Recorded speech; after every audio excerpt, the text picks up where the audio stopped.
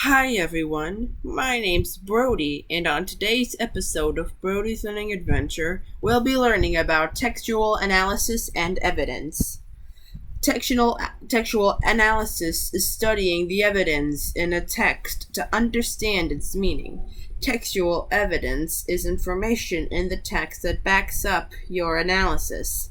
Evidence means facts or information that prove something, and analysis means a close examination of the parts or structures of something, usually as a basis for understanding, discussing, and interpreting it. There are two kinds of textual advice: explicit and implicit. Explicit evidence is proof plainly stated in the text. It comes right out and says it. For instance, if your dad is upset because you didn't clean your room, he might tell you, "I'm annoyed that you didn't clean your room. I'm getting pretty tired of asking you to do it." Implicit evidence is evidence that is only implied by what is stated in the text, which means you have to figure out what the author is suggesting from the text. For example, if you come home and your dad is frowning and stomping around the living room, you might guess that dad seems mad about something. That's implicit evidence that you could infer from. Example: In Our Neighborhood by Alice Ruth Moore. The Harts were going to have a party. Neither Miss Hart, nor the Mrs. Hart, nor the small and busy Harts who amused themselves in the neighborhood by continually falling in the gutter on special occasions had mentioned this fact to anyone. But all the interested denizens of the particular square could tell by the unusual air of bustle and activity which pervaded the Hart domicile. The author doesn't include any discussion by the Hart family where they say, "We're having a party, so there is no explicit evidence of a party." However, the author writes that the neighbors are guessing that there will be a party based on implicit evidence. They see the Harts preparing their house for a party. And evidence and reason are closely related, but they're not the same. Evidence answers the question, "What makes you think that?" Reason answers the question, "Why is that important?" When we make a guess based on implicit or explicit evidence, we're drawing an inference. Inference is a conclusion we draw based on evidence and reason. Example: In Don Quixote, Miguel Cervantes describes an old man who has read many adventure stories and decides to set out on an adventure of his own. In short, his wits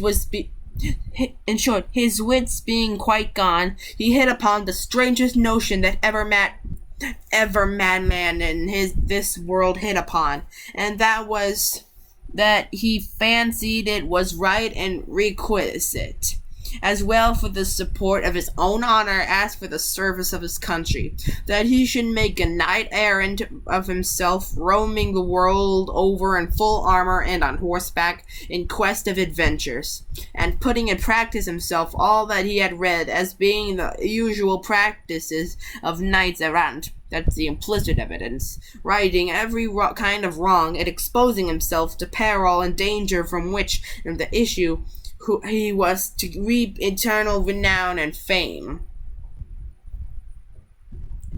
Already the poor man saw himself crowned by the might of his armed emperor of Trebizond,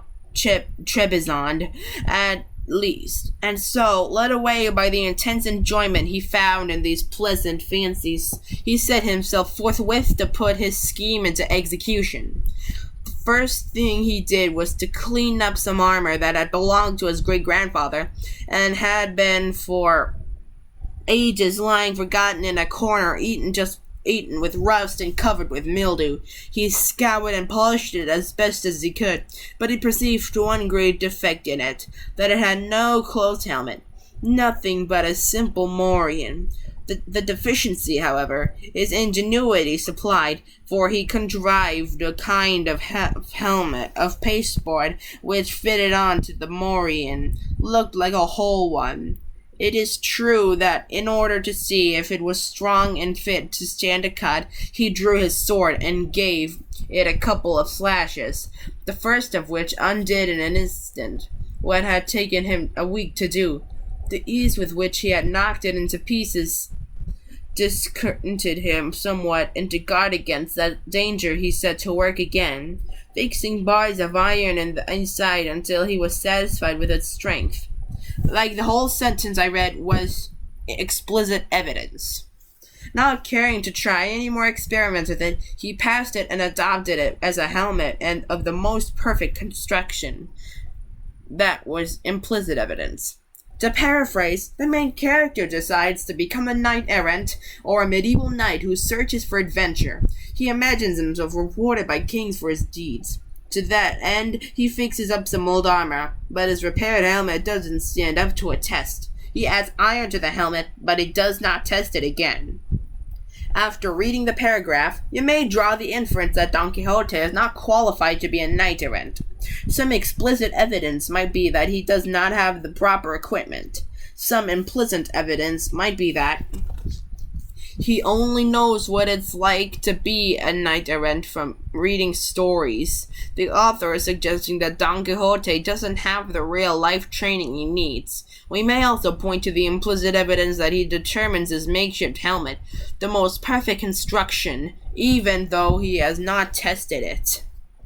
The writer is implying that Don Quixote is perhaps not smart or thorough enough, or not sane enough, to become a knight-errant. The best evidence. Most texts are full of evidence. It's easy to pull out one piece or more, but it's usually more useful to focus on the best evidence. When you are looking for the best evidence to support a deduction, ask yourself, would everyone agree that this evidence leads to my conclusion? Here's an example. We want to prove that Don Quixote is not in his right mind. There are lots of pieces of evidence for this in the text. Don Quixote imagines that he should become a knight. He imagines kings will reward him. He imagines that he can use his grandfather's old armor on his adventures. He believes he can repair rusted and mildewy armor with pasteboard. He does not test the armor after he fixes it a second time. However, we should choose the very best one. Which piece of evidence would everyone agree leads to the conclusion that Don Quixote is not in his right mind? Don Quixote imagines becoming a knight, or he believes he can repair rusted and mildewy armor with pasteboard.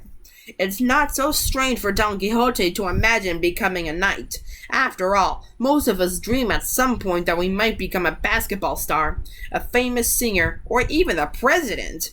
But most of us know that we can't repair medieval armor with pasteboard, not knowing that makes Don Quixote seem out of touch with reality.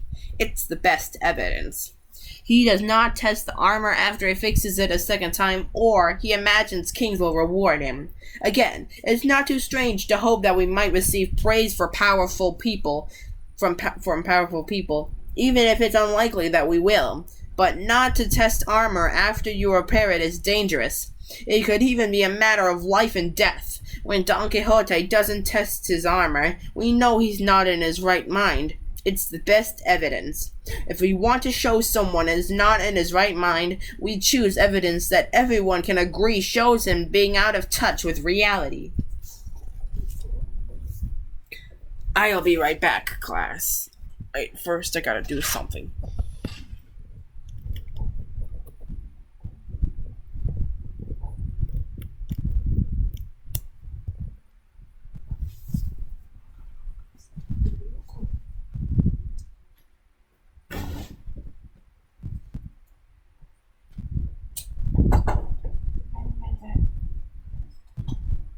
Yo.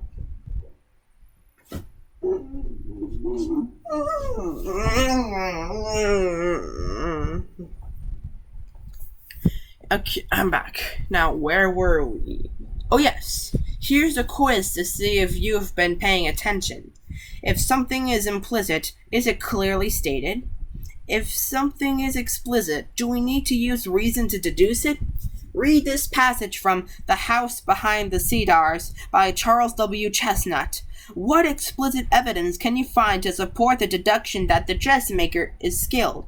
Rena placed herself unreservedly in the hands of Miss Newberry, who introduced her to the best dressmaker of the town, a woman of much experience in such affairs, who improvised during the afternoon a gown suited to the occasion. Miss Marshall had made more than a dozen ball dresses during the preceding month, being a wise woman and understanding her business thoroughly. She had made one of them so that, with a few additional touches, it might serve for the Queen of Love and Beauty. Read this passage from The Windy Hill by Cornelia Meigs. What explicit evidence can you find to support the deduction that the room was dark? The place seemed very cheerless and empty after he had gone. The long windows gave little light on that gray winter afternoon, and the big fireplace with its glowing logs was at the far end of the room. There were shadows already on the shelves of heavy ledgers lining the walls and on the rows of ship models all up and down the sides of the big counting room. What do we call it when we use reason to discover implicit evidence? If your brother figures out that you wore his t-shirt because there's now a new big stain on it, has he used implicit or explicit evidence? If you wanted to prove that someone was smart, would you write about how he or she aced a pop quiz or how he or she aced a final exam? You can tell your friend is happy because he is singing an upbeat song at the top of his lungs. Did you use explicit or implicit evidence? You know your teacher's going to give a quiz whenever you come in and see quiz written on the board. Do you know this because of implicit or explicit evidence? Pause the video now to think of the answers yourself. On to the answers. 1. No. 2. No. 3. She is known as the best dressmaker in town. She has experience making dresses. She can sew a dress in an afternoon. She has made a dozen dresses that month, and she understands her business thoroughly. 4. The windows don't let in much light. The afternoon is not sunny. The fireplace is far away, and shadows were on the walls and objects in the room. 4 and 5 have more than one answer, so in case you didn't know. 5. Making or drawing an inference. 6. Implicit. 7. The final exam. 8. Implicit. And 9. Explicit. Be sure to like, comment, subscribe, and hit the notification bell so that way you won't miss any of my new episodes. This is Brody, signing out.